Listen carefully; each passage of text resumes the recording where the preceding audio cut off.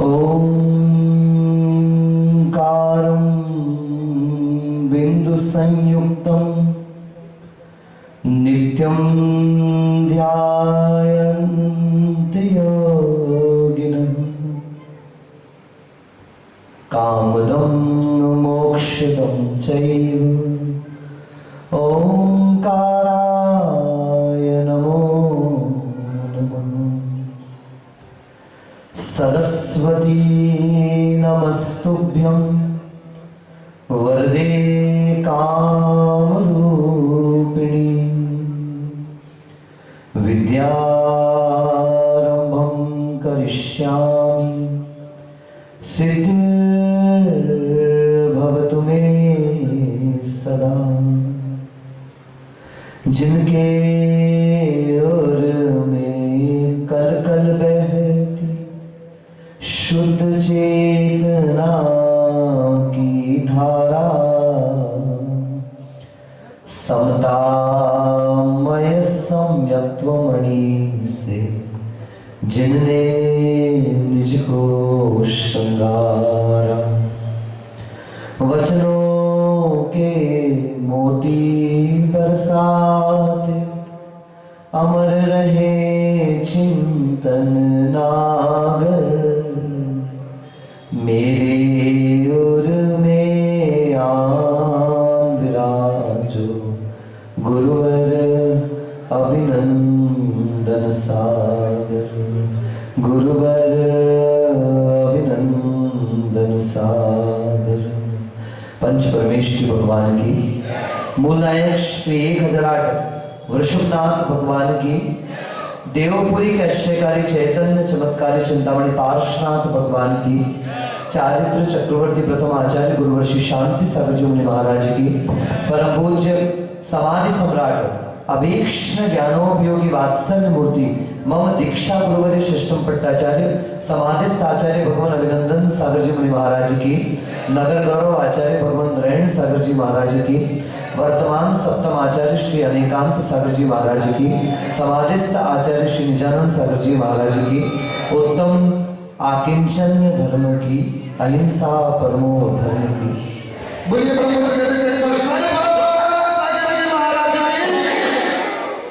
जय गुरुदेव। न मे मृत्यु कुतो भीतिर, न मे व्याधि कुतो व्यथा, नाहम बालो न वृद्धो हम, न युवई ताली पुत्कली। महानतम दिगंबर जैनाचार्य, जिनके चरणों की पूजा स्वयं देवताओं ने आकर के करी थी, ऐसे महानतम आचार्य भगवंत पूज्यपाद देव ने ईशोपदेश ग्रंथ में यह सुंदरतम गाथा प्रस्तुत करी है। I am not subject to death, then why do I fear with death. जब मैं मरण का विषय हूं ही नहीं, तो फिर मैं मरण से डर क्यों रहा। I am not even subject to disease, मैं रोग का भी विषय नहीं, फिर उस रोग के कारण घबराहट मेरे मन में क्यों है। I am not young, I am not old, I am not a child. ना तो मैं जवान हूं, ना तो मैं वृद्ध हूं, और ना तो मैं बच्चा हूं। These all are non-living things and non-living beings. ये जितनी भी चीजें हो रही हैं, ये सारी की सारी अजीब तत्व में हो रही हैं, यानी कि पुद्गल में ये सारे के सारे परिवर्तन हो रहे हैं। लेकिन सारे संसारी प्राणियों ने इस पुद्गल के परिवर्तन को स्वयं का परिवर्तन मान लिया है। पुद्गल के रूप परिवर्तन को अपने स्वरूप का परिवर्तन मान लिया है। यही कारण है कि जन्म उन्हें आनंद दे रहा है, और यही कारण है कि मरण उनको दुख दे रहा है। जबकि जन्म और मरण किसका होने वाला है? इस शरीर का होने वाला है। चेतना का ना तो जन्म होता है और ना तो चेतना का मरण हुआ करता है। ये चैतन्य तो सदैव था, सदैव है और सदैव रहेगा। संसार में जितने भी धर्म हैं, संसार में जितनी भी मान्यताएं हैं, जितने भी विद्वान हैं, उन्होंने एक मत से स्वीकार किया है कि आत्मा का कभी भी मरण संभव नहीं। जब मरण संभव नहीं तो जन्म भी संभव नहीं है। ये तो करंट के समान लगातार फ्लो हो रहा है, कंटिन्यूअसली फ्लो हो रहा है। हम लोगों ने बल्ब लगाया, तो लाइट हमको मिल जाती है, अगर बल्ब नहीं लगाया तो लाइट हमको मिलने वाली नहीं है। लेकिन बल्ब इंपॉर्टेंट नहीं है, सारा इंपॉर्टेंस किसका है? करंट का इंपॉर्टेंट है। अगर करंट नहीं है तो सुंदर से सुंदर डिजाइनर बल्ब लगा करके रख दो, उस बल्ब की कोई वैल्यू हमारे हाथ में आने वाली नहीं। संसार के दुखों से भयभीत होकर लगातार भाग रहा था। कल जो ध्यान में बैठे होंगे उन्हें ध्यान होगा, और नहीं बैठे थे तो कोई बात नहीं, अब ध्यान में ले आना कि वो भाग रहा है, सिर्फ भाग रहा है। पीछे एक विशालकाय हाथी लगा हुआ है और वो हाथी किसी भी तरीके से इसको पकड़ करके मार देना चाहता है। उस हाथी से बचने के लिए व्यक्ति भागा और जाकर के एक विशाल वृक्ष के ऊपर चढ़ गया। ये सोच रहा था हाथी वहां तक नहीं पहुंच पाएगा, लेकिन वो नहीं पहुंच पाएगा, उसकी सोच वहां तक नहीं पहुंच पाई, मगर हाथी पहुंच गया। और वो जैसे ही पेड़ की बड़ी डाल पर चढ़ता है, नीचे से हाथी उस वृक्ष को हिलाना चालू कर देता है।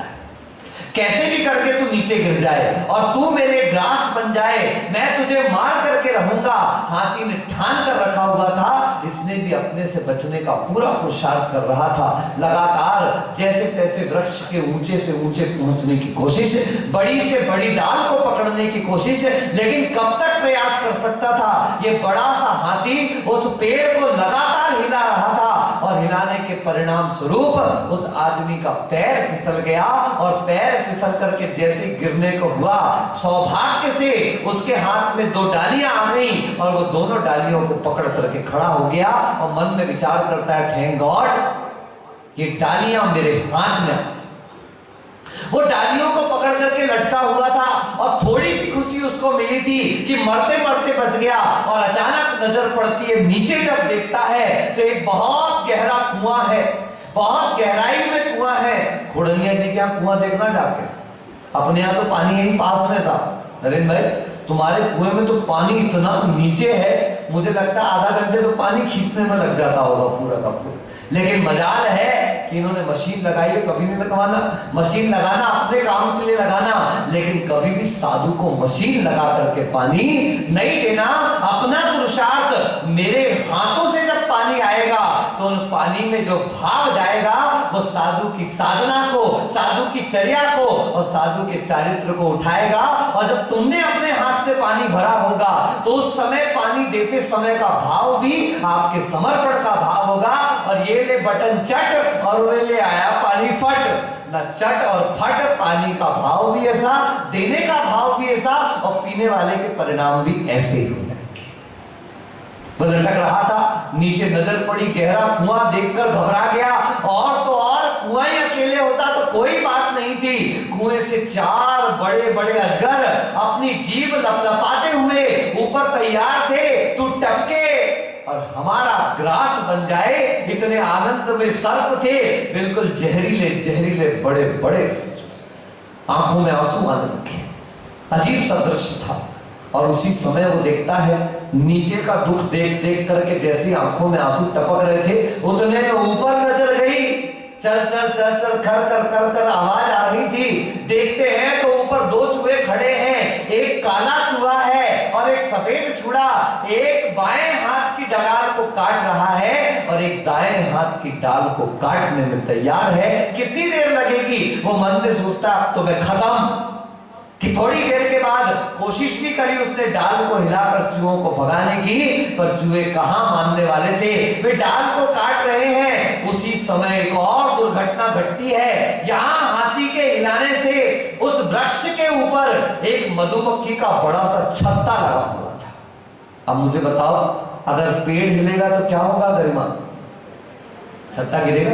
पक्का गिर गया छत्ता, और सारी की सारी मधुमक्खियां आकर के उस आदमी पर लिपट गई। आप एक बार तो विचार करो कि आपको अभी 15-20 मिनट और बैठाया जाए प्रवचन में, अभी कई ऐसे के ऐसे हो जाएंगे, कई ऐसे के ऐसे हो जाएंगे, किसी का ऐसा हो जाएगा, किसी का वैसा हो जाएगा। आप सोचिए, जब बिना किसी के दिए वो दर्द सहन नहीं हो रहा है, वो घंटों से लटका हुआ है, नीचे सांप मुंह फाड़ के खड़े हैं, यहां हाथी पेड़ को हिला रहा है, ऊपर से मधुमक्खियों का छत्ता गिर गया और एक एक मधुमक्खी सारे शरीर में लिपटी हुई।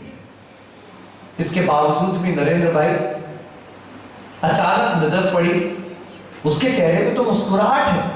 आप खुद विचार करो, अगर आपको मैं ऐसा लटका दूं कि आपके चेहरे पे मुस्कुराहट आएगी? महेंद्र भाई बोलो। ऊपर से मधुमक्खी का छत्ता, नीचे से सांप, गहरा कुआं, पेड़ हिला रहे हैं वो हाथी, और वहां चूहे उस लटकते हुए आदमी को काट रहे हैं, मतलब आदमी की डाल को काट रहे हैं। आप बताओ आपके चेहरे पर मुस्कुराहट आएगी क्या? लेकिन आश्चर्यजनक रूप से उस आदमी के चेहरे पर मुस्कुराहट थी। पूछो क्यों? पूछोगे नहीं तो बताऊंगा कैसे? ऐसे कैसे पूछते हो? क्यों है? भाई भाई थोड़ी ना हो तुम्हारा, अच्छे से पूछो क्यों महाराज। हाथ उठाओ, उठाओ ना भाई, तुम भी उठा रहे, डूंगरपुर से हाथ लेके नहीं आए क्या कि हाथ को विराम लग गया है?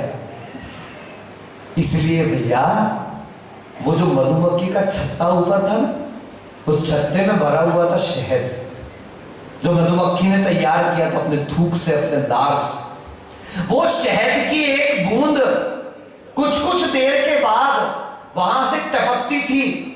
ये आदमी की आंखों में आंसू है, हाथ में दर्द है, कमर तो अकड़ी जा रही है, नीचे सांप खड़े हैं, चूहे काट रहे हैं, यहां से पेड़ हिल रहा है, एक क्षण का भी भरोसा नहीं कब डाली टूट जाए और वो नीचे सांपों के मुंह में चली जाए। फिर भी कितना ऑप्टिमिस्टिक है, कितना आशावादी है। अरे छोड़ो सब नेगेटिविटी को, वो एक बूंद शहद गिरती है, उसके इंतजार में वो उस दर्द को सहन करता है, उसके इंतजार में दर्द को सहन करता चला जाता है, और बीच में कुछ देर बाद, घंटों घंटों के बाद, मिनटों मिनटों के बाद वो एक बूंद टपकती है, उस शहद के आनंद में वो सारे कष्टों को भूल जाता है। नटवर भाई किसकी कथा है पता है? आप क्या सोचे नरेंद्र भाई की कथा है? मैं नाम ले लिया था, महेंद्र भाई की कथा नाम ले लिया। तुम्हारी कथा है नटवर, ये मेरी कथा है भाई, ये वैभव तुम्हारी कथा है, ये हम सब की कथा है। वो आदमी कोई और नहीं, ये जीवात्मा है, मैं स्वयं हूं।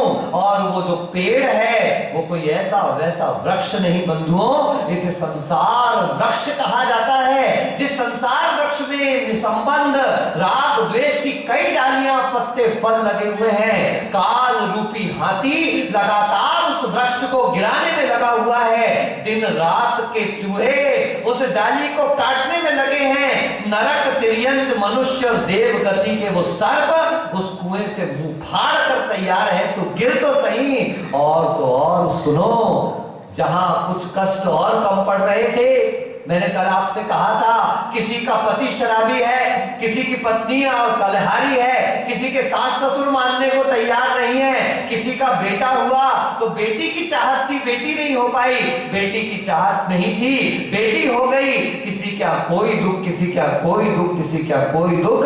ये मधुमक्खी जैसे छोटे छोटे बड़े बड़े दुख लगातार इस संसारी प्राणी को है। मगर आश्चर्य कि इतने सारे दुखों के बीच में भी थोड़े से भौतिक सुख मिलते हैं, थोड़े से सांसारिक सुख मिलते हैं, और आप उस सुख के आनंद में इतने निमग्न हो जाते हो कि आपको आपके कष्टों का पता ही नहीं चलता। बंधुओं, संसार का सबसे दुखी प्राणी कौन है? बोलो राहुल भाई। जिसके कपड़े फटे हैं वो, जिसके पास चलने के लिए गाड़ी नहीं है वो, जिसके पास बैठने के लिए सोफा नहीं है वो, जिसके पास सोने के लिए डल्लब का गद्दा नहीं है वो है? कौन कह रहे? अच्छा कह रहे संसार का सबसे दुखी प्राणी कौन है? पुरुष। यही तो सबसे बड़ा दुर्भाग्य है अश्विन भाई कि आज तक हम ये पहचान ही नहीं पा रहे कि संसार का सबसे दुखी प्राणी कौन है। आज ध्यान रख के सुन के चले जाओ, जिसने आज तक अपने दुख को नहीं पहचाना है वो संसार का सबसे दुखी प्राणी है। आपको दुख ही नहीं पता कि दुख है क्या, आपको तो भूख लगती है तो दुख हो जाता है। आचार्य पूज्यपाद देव उसी उपदेश में कहते हैं, वासना मात्र में वैतक सुखम दुखम च देहि नाम तथा रुजवे जयन्ते ते भोगा रोगा इवापदी। कि आपका दुख क्या है जरा विचार तो करो। अरे भूख लगती है तो दुख हो जाता है, भोजन कर लेते हो तो सुख हो जाता है, प्यास लगती है तो दुख हो जाता है, पानी पी लेते हो तो सुख हो जाता है, जिसे प्रेम करते हो वो गायब हो जाता है तो दुख हो जाता है, और जिसे प्रेम करते हैं वो सामने आ जाए तो सुख। आज का सुख दुख तो इतना सा है बस। क्या यहां से हाय भेजा, वहां से हाय आ गया सुख। अगर यहां से हाय भेजा और वहां से हाय नहीं आया तो हाय हाय क्या हो जाता है? बोलो बोलो नरेश। ठीक है तुम्हारे नहीं है तो क्या हुआ, मगर आता तो है। क्या हो जाता है? अगर हमने यहां से हाय भेज दिया और वहां से हाय का जवाब नहीं आया तो बोलो क्या होता है? हाय हाय मच जाती है। ये आपका सुख है और ये आपका दुख है बंधुओं। पदार्थ का सद्भाव तुम्हें सुख देता है और पदार्थ का अभाव तुम्हें दुख देता है। अगर जिसे चाह भी रहे वही ज्यादा आ जाए तो वही हमको दुख देने लग जाता है। बड़ा दुख समझ में नहीं आ रहा मुझे है। भूख लगी थी, गुलाब जामुन दिया गया, मजे से खा गए। दूसरा दिया गया, मजे से खा गए। तीसरा दिया गया, मजे में थोड़ा सा मजा कम हो गया। चौथा दिया गया, मजा और कम हो गया। पांचवा दिया गया, मजा और कम हो गया। छठवा दिया गया, महाराज बस करो।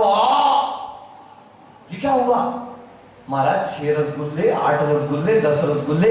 1 में मजा था, 2 में मजा था, 3 में मजा था। ज्यादा खाओ तो सजा था।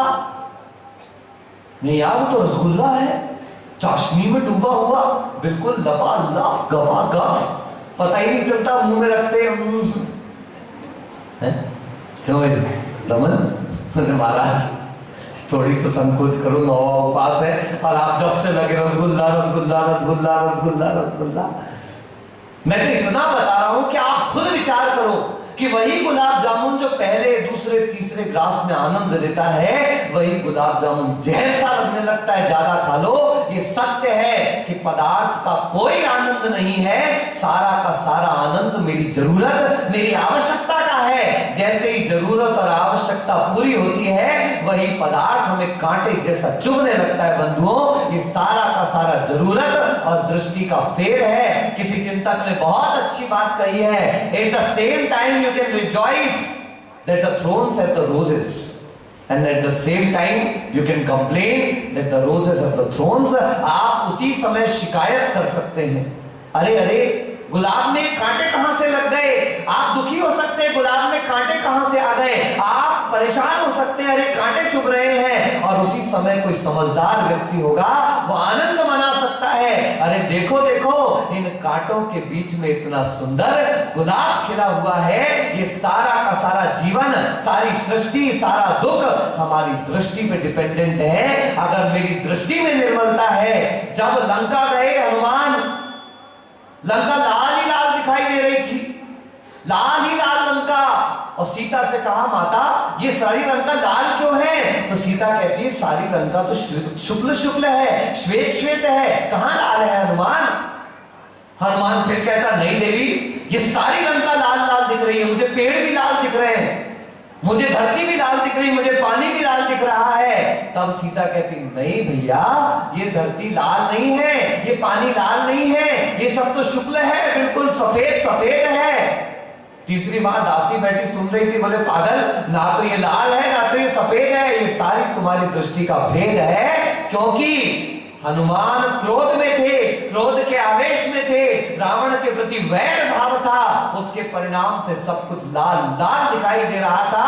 अगर अपना दिमाग खराब हो तो सब खराब दिखाई देता है साहब, और अपना मन अच्छा हो। वैभव अभी तो मम्मी है, अगर दिया गई उदयपुर और मम्मी गई कहां? खलासी। खलासी नहीं, मम्मी तो सागवाड़ा बीच है, मम्मी भी गई पीहर। अब तूने रोटी बनाई, मान ले बनाई, और रोटी चल गई, कैसे लगेगी रोटी? बोल। कुछ नहीं महाराज, जला जला निकाल करके खा लेंगे, हमने बनाया है।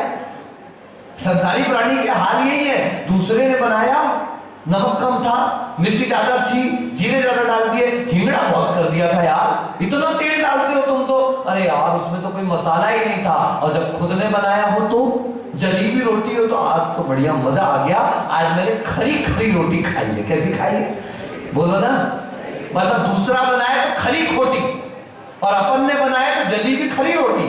वारे वाह, ये संसारी प्राणी का हिसाब किताब तो बड़ा जबरदस्त है। आचार्य भगवान विद्यासागर जी महाराज एक बार अमरकंटक के लिए विहार कर रहे थे, रास्ते में गाना बज रहा था। हो सकता है मैंने आपको सुनाया हो, मुझे तो याद नहीं, पर नहीं सुनाया हो तो भी सुनाया तो फिर से सुन लो कि आचार्य महाराज रास्ते से जा रहे थे, अचानक मुस्कुराने लगे। हमने गुरुदेव से पूछा कि भगवान आप मुस्कुराए, कुछ तो बात होगी। आचार्य बोले कैसे कैसे गाने बनाते हैं देखो। मैंने कहा क्या गाना था भगवान? हमने भी लिया था, अपन का तो सुना हुआ गाना था, तीसरी कसम का पिक्चर का गाना था, परंतु हमने सोचा कि आचार्य महाराज आपने कब सुन लिया, दीक्षा के 50 साल हो गए भाई, उसके पहले से ब्रह्मचारी और तब भी कहा इतना पिक्चरों का चलन नहीं था। आचार्य जी आपने कहां सुन लिया? बोले मैंने कहीं सुना, अभी सुना। क्या सुना? बोले देखो कैसा गाना बनाया है। दुनिया बनाने वाले क्या तेरे मन में समाई, तूने काहे को दुनिया बनाई। हमने कहा आचार्य जी इसमें गलत क्या है? आचार्य जी बहुत बड़ा गलत है साहब, ये संसारी प्राणी का हिसाब किताब है। अच्छा हो जाए, मैंने किया, मैं करके आया, वो देखो न्यूज़पेपर में आता है, मैंने आपको बताया था एक दिन, अगर भारत ओलंपिक में अच्छा प्रदर्शन करके आया, हम जीत गए, हमने झंडे गाड़ दिए, हमारे खिलाड़ियों ने ऐसा ऐसा किया, और अगर हार के आ जाए, इंडिया फिर से हार गई, भारत कहीं नहीं रहा ओलंपिक में, मतलब जीते तो हम जीते और हारे तो भारत हार गया। मुझे समझ में नहीं आया कि जीते तो तुम कहां से जीत गए, जीते तो वो थे। लेकिन ये संसारी प्राणी की दृष्टि है। गुरुदेव ने कहा इस गाने को ऐसा नहीं, ऐसा होना चाहिए था। दुनिया बसाने वाले क्या तेरे मन में समाई, तूने काहे को दुनिया बसाई। बसाते हम हैं और गाली भगवान को देते हैं। अच्छा हो जाए क्रेडिट लेने कॉलर लेके खड़े हो जाते हैं, और बुरा हो जाए तो कैसे एक सास और बहू थे, बड़े प्यारे थे। अरुणा सुन ली, आओ। अब दीपाली किचन में थी, अरुणा आ रही थी भाग भाग, अचानक से अरुणा का पैर लगा जोरदार, बीच में गिलास पड़ा हुआ था, धड़ाम, भागती हुई दीपाली अंदर से आई। ओ लग गया आपके पैर में, तो देख के नहीं रखती है, इतनी अकल नहीं तेरे पास, गिलास कहां रखना चाहिए। मम्मी गलती हो गई, बात ठीक है चल। दूसरा दिन आया भैया, अब आज अरुणा किचन में थी, दीपाली बाहर थी। अब दीपाली आ रही थी, भाग भाग के गिलास आज भी रखा हुआ था, लगा फटाक जोर से, अंदर से अरुणा दौड़ते हुए, आंखें की बटन है, देख के नहीं चलती। ऐसा अरुणा वाकई नहीं करती भैया, वो तो बहुत संतोषी प्राणी। कैसी प्राणी है? अरुणा के अंदर जितना संतोष है उतना तो पूरे सागवाड़ा में किसी के पास नहीं। पूरा का पूरा संतोष उसी के पास है। बंधु ये संसार वृक्ष है, संसार के अनंत दुखों के बीच में भी हम न जाने कैसी अंधी दृष्टि लेके चल रहे हैं, कैसी मोहान हमारी दृष्टि है कि हमें संसार के अनंत कष्ट दिखाई नहीं देते थे, भौतिकता का जरा सा सुख मिल जाता है वो हमको दिख जाता है। मैं फिर से कहता हूं, मैं आपसे कुछ भी छोड़ने नहीं कह रहा, मैं आपसे घर छोड़ने नहीं कह रहा, परिवार नहीं छोड़ने कह रहा, बस एक बार आज आदिमचन्य धर्म के अंदर दृष्टि बना लो कि संसार में मेरे अलावा मेरा कुछ भी नहीं है, मैं अकेला हूं। एकत्व की ये भावना जिस दिन मेरे अंदर जागृत हो जाएगी, ये उपवास वालों से पूछो, अगर इनको कहा जाता है उठ के इधर आओ, इनका शरीर इनकी आत्मा से कहता है तुम ही चले जाओ, क्या है? क्यों परेश? अगर तुमको कोई अचानक कभी बोले उठ के आओ, तो आत्मा से शरीर क्या कहता है? तुम ही उठ के चले जाओ, मेरे को तो तुमने खिलाया नहीं है, मेरे को तो तुमने पिलाया नहीं है, मेरे को तो तुमने नहलाया नहीं है, मेरे को तो तुमने कुछ दिया नहीं है, तो मैं तुम्हारा साथ क्यों दूं? ये इतना घटिया शरीर है बंधुओं। अब आप खुद सोच लो, जो आत्मा के साथ एक मेघ होके रह रहा है, जब वो आपका नहीं हो सकता, तो क्या संसार के कोई भी पदार्थ आपके हो सकते हैं? कदापि नहीं हो सकते बंधुओं। काश हमारे अंदर ये भावना पनप जाए। आचार्य कुंद कुंद देव प्रवचन सार में कहते हैं, नाहम होमि परेसिम नमे परे नत्ति मज्जमे किंची इति निश्चितो जिदिंदो जादो जहजात रूप धरो। ये यथाजात रूप जो हमने धारण किया है वो किस श्रद्धा के साथ स्वीकार किया है। नाहम होमि परेसिम, I do not belong to anybody in the world, not even any one of them belongs to me। ना मैं किसी को बिलोंग करता हूं, ना कोई और मुझे बिलोंग करता है।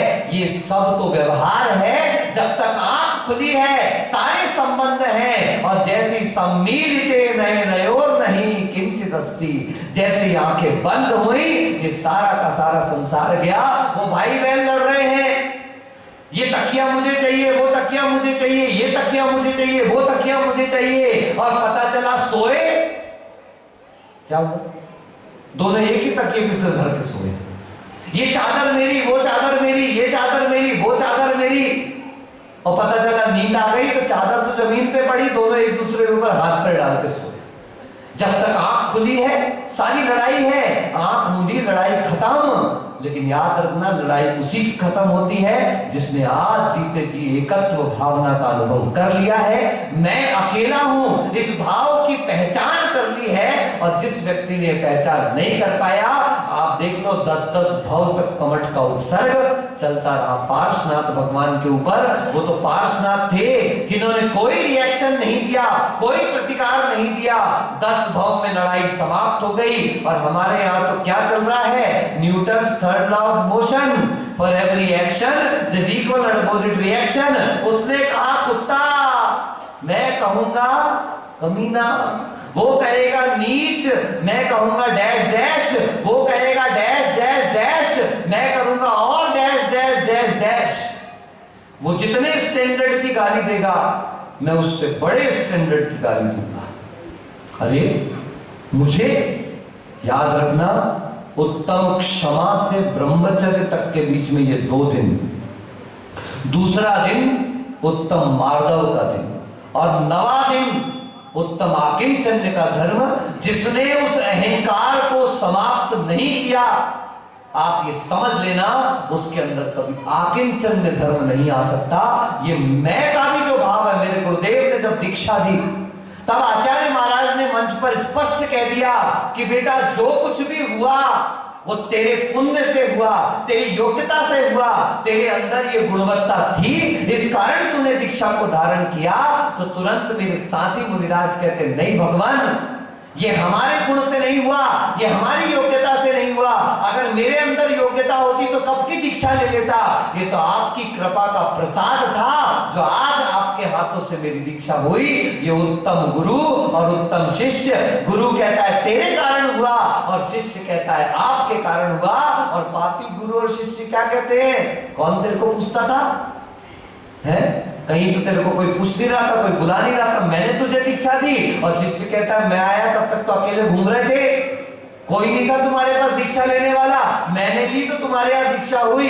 ये पापी मैं करता रहता है।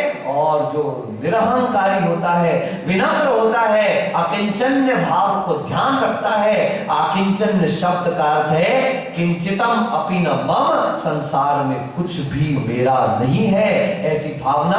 आप देखिए रावण, मेरा तो मेरा है ही, तेरा भी, बोलो बोलो क्या कहता है रावण, मेरा तो मेरा है ही, तेरा भी।